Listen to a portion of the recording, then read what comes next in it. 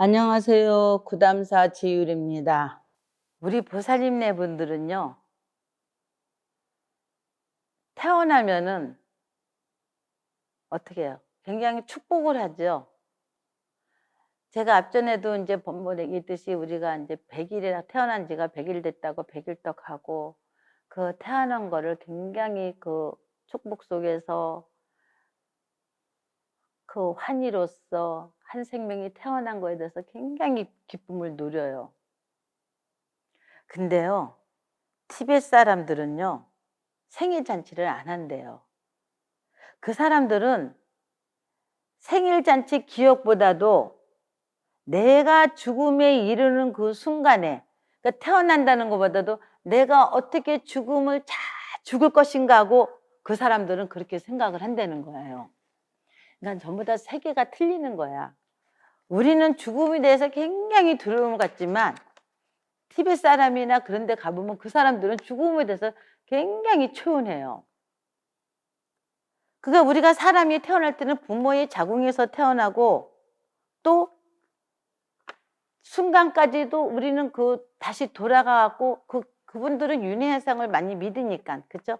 다시 들어간다는 생각을 하기 때문에 태어난다는 존재는 내가 다시 죽음에 이르기 때문에 죽어서 내가 다시 태어난다는 생각을 많이 갖기 때문에 그 축복보다도 아마 그렇게 하는 게 생각하지 않을까 싶어요.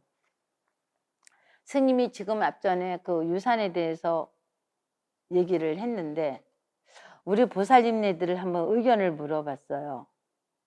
의견을 물어보니까 그러면은 참 이게 스님도 지금 법문하면서 조심스러운 게, 왜냐면은 지금 이것도 법문 안 할 수가 없는 게 요즘에는 그 수정 뭐라지 그걸 뭐라고 이름하죠? 그 애기들 그 시험관 애기라 그래요? 시험관이라 그럴까요? 그거를 이제 많이 상의를 하고 기도하러 오신 분들이 있어요. 근데 그분이 아기를 굉장히 많이 하다 보니까 아기는 성공하지 못하고 결국은 이제 몸만 축나고 돈도 축나고 그렇다면서 왔는데, 그러면은 이거를 어떻게 봐야 될 것인가? 아까 스님이 지금 본문 앞전에 얘기했듯이 부처님께서도 분명히 수정되는 되는 순간에 우리가 갖는다 그랬단 말이에요. 우리가 그 부모의 행위하고 그 갖는 순간부터 했다 그랬듯이, 그러면은 이게 우리 시험관 애기도 부모하고 정자 낭자 부모들이 그거를 해가지고 우리가 그 아이를 갖게끔 만들어주는 거잖아요. 근데 성공하면은 태어나는 거단 말이에요. 그러면 죽었어요. 그러면 그 아이들이 살아갖고 막 움직이는데 움직이지 못하고 죽었으면 이거를 뭐라고 봐야 되겠어요? 그러니까 우리 보살님들의 설명을 해버리니까 그것도 생명체를 봐야 된다는 거예요. 근데 생명체를 봐야 될 것 같아요. 부부 인연에서 안 되지만 부모의 정자 난자를 뽑아가지고 어쨌든 우리가 엄마의 집어넣는 거잖아요. 그거를 우리가요. 그래서 그거를 생명체를 만드는 거잖아요. 근데 그게 성공하면은 우리가 아이가 생기기 때문에 생명체가 안 된다면은 그거는 우리가 뭐 이거는 낙태니 유산이니 뭐 이런 거를 볼 수가 없지만 어쨌든 성공하면은 그 아이가 생명체가 되고 태어나게 되는 거잖아요. 그러면 어떻게, 그것도 생명체를 봐야 되지 않겠냐 이거죠. 그러니까 우리는 그래서 스님이 여기서 기도하러 왔더라고요. 스님, 제가 이렇게 했는데 그 아이들도 내가 태어나지 못하고 죽었기 때문에 기도를 해야 될 것 같습니다 하고 온 거예요. 그러니까 순간에 어쩌면 이것도 생명체이기 때문에 얘네들을 기도를 해주고 통도해주면 좋은 인연이 생기지 않을까. 우리가 그렇잖아요. 좋은 인연이. 이번에도 어떤 보살님이 왔는데 늦게 결혼식을 하다 보니까 아이는 낳겠다는 마음이 굉장히 간절해가지고 했지만은 그게 안 됐던 거예요. 너무 가슴이 아파, 스님이 그걸. 당신 애들은 어떻게 A를 갖고 싶은데 갖지가 못하니까 스님이 그러면 우리 옛날에 이런 거 있으니까 한번 가져보는 것 같고 인연을 한번 맺어봅시다. 걔네들한테 어쨌든 그것도 생기기 위해서 우리가 한 거니까 죽었으니까 그 아이를 위해서 기도 한번 해봅시다 그랬어. 근데 정말 가져요. 갔더라고요. 이게 그렇게 해가지고 스님이 그러면 그도 한번 우리 기도를 해봅시다. 그 아기들도 우리가 엄마 아빠 기도 참여 기도해서 그 아이가 정말 다시 태어나게끔 우리 기도했더니 아기를 가졌어요. 진짜 가졌어요. 그러니까 그렇게 해갖고 가져가지고 하나는 쌍둥이 낳고 한 사람은 그냥 낳고 이랬는데 우리도 그것들을 생명체를 봐야 되기 때문에 그것도 기도해 주는 게 좀 옳지 않을까 하는 이제 스님이 여기서 기도하면서 스님이 생각으로 이제 그렇게 그것도 생명체를 보는 의미에서 스님이 바람이에요. 그러면은 우리가 그랬잖아요. 아까도 스님이 앞전에 얘기했듯이 엄마가 깨끗해야 되고 아버지도 깨끗해야 된다 그랬어요. 그게 뭐냐면은 신설존자에서 스님이 지금 이렇게 얘기하는 것은 부처님 아까 말씀드린 처음에 했더니 부처님 경전에 나오는 얘기를 합니다. 부처님 경전에 정말 자세하게 나오는 거를 스님이 추려서 토대로 얘기를 하는 거예요. 시설론자에는 무엇이 종자의 허물이냐 이랬어요. 아버지께서는 정자가 나올 때 엄마는 정란이 나오지 않거나 깨끗하지 않으면은 아버지가 아들을, 그러니까 아버지나 어머니가 아들을 낳을 업이 적고 깨끗하지가 않으면은 모든 그 애기 갖기는 업이 떡되는 거예요. 혹은 성바지가 큰 성바지와 아닌 업을 만나게 하는 것이니 이와 같은 전생들은 내가 정자가 깨끗하지 않고 어머니 난자가 깨끗하지 않으면은 그 허물이 있기 때문에 그 아이는 거기서 살아나지 못하고 다 그냥 갈라라면서 다 죽는다는 거예요. 정자가 깨끗하지 않다는 것은 남자가 깨끗하지 못한다는 거예요. 그러면은 예를 든다면은 남자가 만약 예를 들면 성인병에 걸려가지고 만약에 깨끗하지 못한 상태에서 부부 생활하면 어떻게 되겠어요? 그 아이가 태어날 때는 어떻게 되겠어요? 깨끗하겠어요? 깨끗하지 않겠어요? 안 깨끗하죠? 근데 제가요, 부처님 경전이 어쩌면 이렇게 잘 맞아떨어지고 어쩌면 이렇게 하는 게 어느 날 스님도 이제 천도제를 하는데 똑똑하고 직장도 좋았는데 이 피부병을 인해서 결국은 그 아무것도 못하고 운동 생활을 하는 거예요.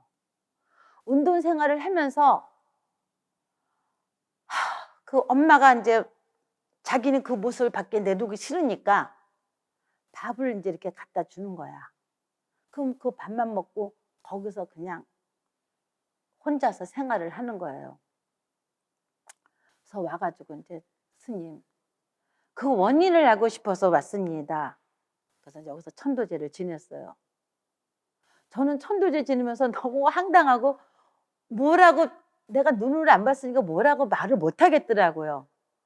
그래서 보살님, 제가 이거 묻는 말에 솔직하게 답을 해줘야 됩니다. 그랬어. 보살님, 혹시 결혼 생활하면서 남편이 혹시 이러이러한 병이 있었습니까? 하고 물어봤어요. 그랬더니 자기가 남편이 그런 병인 줄을 몰랐다는 거예요. 근데 부부 생활하면서 그걸 알았다는 거야. 남편이 그 병이 있다는 거를, 성인병이 있다는 거를. 그 균이 어딜 들어가겠어요? 그럼 그 균이 어디 가서 그거 생겨갖고 그 균이 그럼 어디 가겠냐고. 이거 정말 심각한 문제고 이거는 부처님 경전에서도 좀 나오듯이 그 성바지가 깨끗해야 되는데 깨끗하지 못하면은 결국 누가 피해봐? 태어나는 자식들이 이게 피해보는 거란 말이에요. 그러니까 그거는 약으로서 어떻게 할 수가 없어. 자기가 선천적으로 부모가 그 깨끗하지 못한 곳에 태어났기 때문에. 그래도 엄마는 그거를 그래야지 그 아들이 저거 해야 되니까 스님이 그런 보살이 우리가 최선을 다해서 기도해 가지고 그 아이가 밖으로 나오게 없도록 우리가 기도합시다 이랬단 말이에요. 그러니까 부처님께서도 그 말씀을 하신 거예요. 네가 깨끗하지 못하면은 그 아이도 태어나는 아이도 깨끗하지 못함을 태어나는 거예요. 그래서 우리가 이게 성행위 한다는 거, 부부가 만나서 성행위 한다는 것이 굉장히 중요하고 또 그거를 인해서 우리가 한 생명이 태어나기 때문에 스님이 늘 강조하고 하는 거예요. 그렇다면은 어떤 사람이 또 여기서 있었던 일인데 참 악연이라는 게 그래요. 악연이 아버지가 이제 저한테 이제 이거 편지를 써갖고 온 사연이에요. 아버지가 굉장히 똑똑했고 엄마는 부잣집이었고 이제 근데 아버지가 똑똑하니까 아버지 똑똑한 걸로 인해서 이제 엄마 쪽은 좀 괜찮게 살았나 봐. 살았는데 아버지가 인물을 잘생기니까 굉장히 좀 바람을 좀 피웠었나 봐. 이제 많이 했나 봐. 그리고 결혼해서라도 했었는데도 그 버릇을 곤치지 못하고 가서 또 이제 바람을 피기 시작했나 봐. 근데 그 아버지가 역시 거기도 그 병을 갖고 있었던 거는 몰랐던 거야. 그러니까 자기는 그 원인을 모르고 얼굴 한번 제대로 내밀지를 못하고 이렇게 살아본 그 사연을 보내준 거예요. 그러면서 그 악업이 얼마나 무서웠냐면은 아버지가 그 잘못의 과거를 인해서 저쪽도 똑같은 임신이 돼버린 거야. 임신이 됐고 저쪽 여자도 임신되고 여기도 임신이 된 거야. 그러니까 엄마가 이제 가서 너 아기를 띄어라. 나는 내가 아기를 가졌으니까 띄어라 그랬더니 어떻게 여긴 결혼한 사이고 자기는 아니니까 울면서 정말 자기가 억울하고 그렇잖아. 한쪽에서는 억울한 거잖아. 날 수가 없으니까 낙태를 하면서 그 원망을 이제 퍼붓는 거지. 그게 어디로 오겠어요? 그게 다 갑으로 오는 거야. 남자 하나 잘못을 인해서 그 받는 갑오가 얼마나 엄마도 고통스럽게 평생 고통스럽게 살았고 그 자녀도 굉장히 고통 속에서 벗어나지 못한 고통 속에서 살아온 인생을 생각하는 거예요. 스님이 여기서 다 말은 못하지만 아가야 미안하다 이 책을 보면은 그 사연이 그냥 그대로 나와 있어요. 그 보내준 사연이. 그 정자가 깨끗하지 못해서 내가 받는 그 갑오가 얼마나 무서운지 그거를 그분들이 하나하나 설명해주고 보내준 사연이에요. 그러면서 여기서 기도를 해가지고 정말 엄마의 죄업 때문에 아버지를 인해서 자기가 받는 갑오 때문에 여기 와서 기도를 했어요. 천도질을 해가지고 정말 기적 같았어요.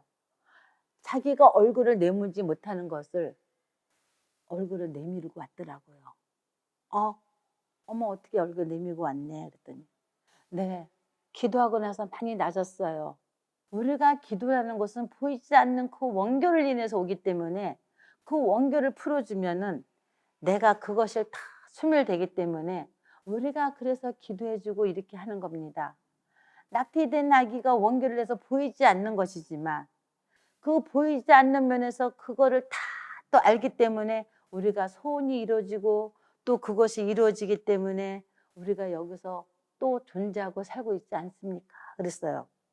그래서 요번에 스님이 법문한 거는 정자도 깨끗해야 되고 남자도 깨끗해야지 숱할 수가 있고 정자가 깨끗하지 못한 상태에서 아이를 갖는다면은 그 아이는 어떤 몸이 태어났는가 부처님께서도 부정한 거라 했어요. 그 깨끗하지 못하기 때문에 태어나는 아이도 불행하게 태어나고 그걸 인해서 우리는 또 한 가정에 행복을 주지 못하기 때문에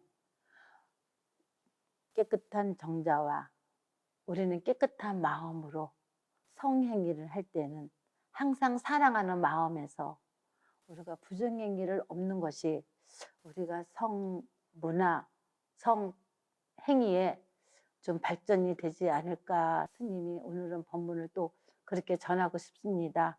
네, 성불하십시오.